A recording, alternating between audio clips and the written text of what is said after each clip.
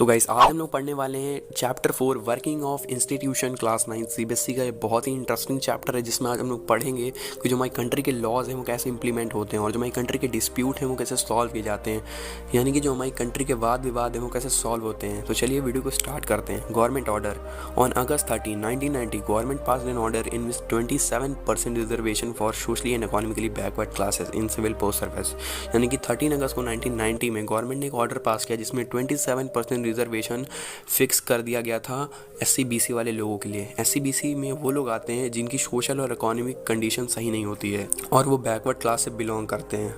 लेकिन जब ये ऑर्डर पास हुआ तो बहुत सारे लोगों ने इसका अपोज किया और ये ऑर्डर पहुंच जाता है सुप्रीम कोर्ट तक, जिसमें 11 जजेस की बैठक में सुप्रीम कोर्ट ने ये डिसाइड किया कि ये जो ऑर्डर है इसका सिर्फ वो लोग फ़ायदा उठा सकते हैं जो लोग नॉन क्रीमी लेयर में आते हैं। क्रीमी लेयर में वो लोग आते हैं जिनकी इनकम 8 लाख से ऊपर होती है और नॉन क्रीमी लेयर में वो लोग आते हैं जिनकी इनकम 8 लाख से कम होती है।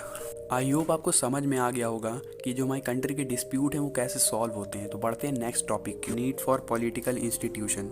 हमारी जो गवर्नमेंट है उसके पास बहुत से ऐसे काम होते हैं, यानी कि उनके पास ऐसे बहुत सी जिम्मेदारियां होती हैं जो कि उन्हें करनी पड़ती हैं, जैसे कि लोगों की सुरक्षा कराना, लोगों के लिए हेल्थ फैसिलिटी प्रोवाइड कराना, लोगों को एजुकेशन प्रोवाइड कराना और उनके लिए कानून बनाना। इस तरह की बहुत सी जिम्मेदारी होती हैं गवर्नमेंट के पास।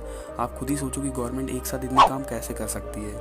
बट गवर्नमेंट काम नहीं करती, गवर्नमेंट के अंडर बहुत सी इंस्टीट्यूशन काम करते हैं, जैसे कि पार्लियामेंट जो कि लॉज बनाती है। कुछ इंस्टीट्यूशन ऐसे भी होते हैं जो डिसीज़न लेते हैं, जैसे कि प्राइम मिनिस्टर, और उसे वो इम्प्लीमेंट भी करते हैं, और जैसे सिविल सर्वेंट। और कुछ इंस्टीट्यूशन ऐसे भी होते हैं जो वाद विवाद सुलझाते हैं, जैसे कि सुप्रीम कोर्ट।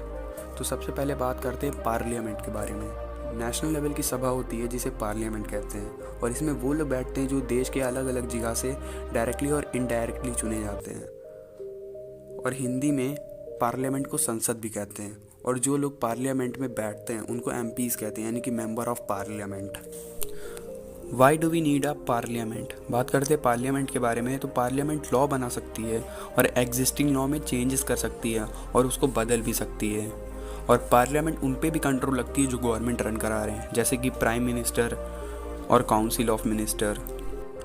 अगर गवर्नमेंट को मनी की रिक्वायर्ड है तो उसे सबसे पहले पार्लियामेंट से अप्रूवल लेना पड़ेगा।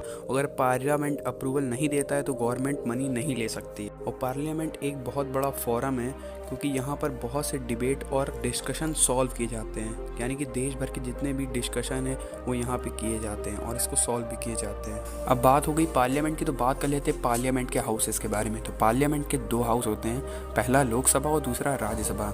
लोकसभा को लोअर हाउस बोलते हैं और राज्यसभा को अपर हाउस बोलते हैं। लोकसभा में जो लोग होते हैं उनको बोलते हैं हाउस ऑफ पीपल, और राज्यसभा में बोलते हैं काउंसिल ऑफ स्टेट। लोकसभा में टोटल 545 मेंबर्स होते हैं और राज्यसभा में टोटल 245 मेंबर्स होते हैं। Political executive and permanent executive.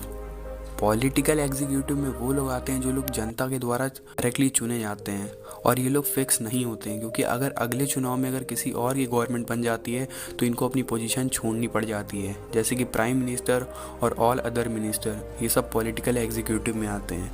अगर मान लीजिए अगर प्राइम मिनिस्टर अगर अपनी पोजीशन छोड़ देता है तो सारे मिनिस्टर को भी अपनी पोजीशन छोड़नी पड़ जाएगी।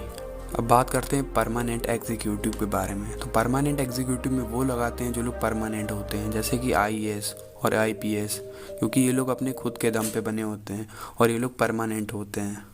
अब आप सोच रहे होंगे कि सिविल सर्वेंट के पास ज़्यादा पावर होनी चाहिए as compare to political executive, क्योंकि सिविल सर्वेंट्स के पास ज़्यादा नॉलेज होती है और जो पॉलिटिकल एग्जीक्यूटिव होते हैं उनके पास कम नॉलेज होती है। लेकिन हमारी कंट्री में है डेमोक्रेसी, और डेमोक्रेसी कहता है जो जनता के द्वारा इलेक्ट किया हुआ है उसके पास ज़्यादा पावर होती है। अब बात करते हैं प्राइम मिनिस्टर के बारे में। तो प्राइम मिनिस्टर इनडायरेक्टली इलेक्ट होते हैं और इनको प्रेसिडेंट अपॉइंट करते हैं, और प्रेसिडेंट ऐसे ही नहीं किसी को अपॉइंट कर लेते हैं। जब लोकसभा के इलेक्शंस होते हैं तो जो पार्टी सबसे ज़्यादा मेजोरिटी लेके आती है उसी को प्राइम मिनिस्टर बनाते हैं, और अगर अगले इलेक्शन में अगर कोई और पार्टी सबसे ज़्यादा मेजोरिटी लेके आती है तो पहले वाले प्राइम मिनिस्टर को अपनी पोजीशन छोड़नी पड़ेगी। और आप ये जो इमेज देख रहे हो इसमें जितने पिछले प्राइम मिनिस्टर हैं उन सबकी फ़ोटो है इसमें, जो आज तक जितने भी प्राइम मिनिस्टर बने हैं उन सबकी फ़ोटो है। Power of prime minister. Prime minister head होते हैं गवर्नमेंट के, यानी कि उनके पास बहुत सी पावर होती होंगी। तो यस, इनके पास बहुत सी पावर होती हैं और ये कैबिनेट मीटिंग को कंट्रोल करते हैं, ये डिफरेंट डिपार्टमेंट को कोऑर्डिनेट करते हैं, और अगर इन्होंने कोई डिसीज़न ले लिया तो उसको फाइनल माना जाता है। और सारे मिनिस्टर इनकी लीडरशिप के अंदर काम करते हैं। और अगर कोई मिनिस्टर अपने काम को सही से नहीं कर रहा है तो पीएम उसको डिसमिस कर सकते हैं, यानी कि उसको निकाल भी सकते हैं। और सबसे मेन बात, पीएम अगर पीएम रिज़ाइन करता है तो उनके अंडर जितने भी मिनिस्टर हैं उन सबको रिज़ाइन करना पड़ेगा। और हमारा अगला टॉपिक है काउंसिल ऑफ मिनिस्टर। जो हमारे अलग अलग रैंक वाले 60 to 80 मिनिस्टर होते हैं उन्हीं को हम लोग बोलते हैं काउंसिल ऑफ मिनिस्टर। और उसमें सबसे पहले हम लोग पढ़ेंगे कैबिनेट मिनिस्टर। ये टॉप लेवल के लीडर होते हैं जो कि रूलिंग पार्टी के होते हैं, जैसे कि finance ministry, education ministry, defence ministry और होम मिनिस्ट्री। अगला टॉपिक है minister of state with independent charge. ये कैबिनेट मिनिस्टर के कंपैरिजन में थोड़े कम पावरफुल होते हैं और इनको कैबिनेट मीटिंग में तभी बुलाया जाता है और ये लोग कैबिनेट मीटिंग में तभी जाते हैं जब इनको बुलाया जाता है। और अब पढ़ते हैं मिनिस्टर ऑफ स्टेट। ये लोग कैबिनेट मिनिस्टर के असिस्ट होते हैं, यानी कि ये लोग कैबिनेट मिनिस्टर की हेल्प करते हैं। Powers of president. अगर हम कॉन्स्टिट्यूशन के अकॉर्डिंग देखें तो प्रेसिडेंट ज़्यादा पावरफुल होता है अकॉर्डिंग टू प्राइम मिनिस्टर। सारी गवर्नमेंट की एक्टिविटीज़ प्रेसिडेंट के ही नाम पर होती हैं। और जो मेजर अपॉइंटमेंट होते हैं जैसे कि chief justice of India, governors, election commission, इन सब को प्रेसिडेंट अपॉइंट करता है। जितनी भी इंटरनेशनल ट्रीटी और एग्रीमेंट होते हैं सारे प्रेसिडेंट के नाम पर ही होते हैं। प्रेसिडेंट सुप्रीम कमांडर होते हैं डिफेंस फोर्स ऑफ इंडिया के। और ये सारे काम प्रेसिडेंट तभी कर सकते हैं जब काउंसिल ऑफ मिनिस्टर ही उनको एडवाइस दें, वरना ये नहीं कर सकते हैं। तो हमारा आखिरी और नेक्स्ट टॉपिक है जुडिशरी। तो जुडिशरी का काम होता है वाद विवाद सुलझाना, यानी कि हमारी कंट्री में जितने भी डिस्प्यूट्स हैं उनको सॉल्व कराना।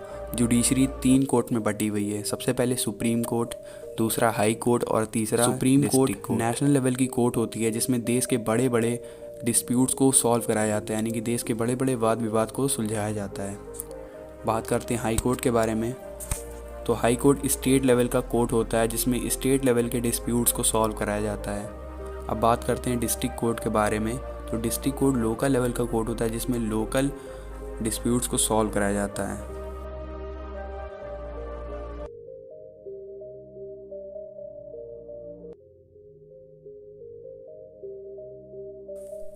तो हमारा वीडियो लेक्चर यहीं पे ख़त्म होता है। आई होप आपको ये वीडियो पसंद आई होगी। अगर आपको ये वीडियो पसंद आई है तो प्लीज़ वीडियो को लाइक कर देना और मन हो तो चैनल को सब्सक्राइब भी कर देना। मिलते हैं नेक्स्ट वीडियो में, तब तक के लिए टाटा बाय।